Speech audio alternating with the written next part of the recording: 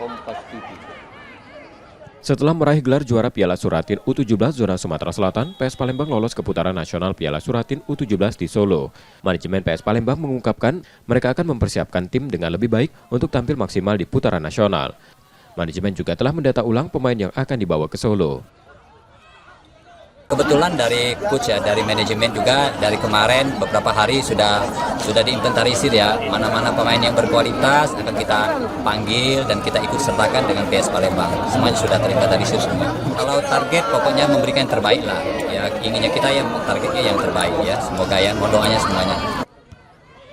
Meski puas dengan performa tim saat ini, manajemen PS Palembang menyadari masih ada beberapa aspek yang perlu ditingkatkan sebelum bertanding di putaran nasional. Nur Muhammad, Kompas TV, Palembang, Sumatera Selatan.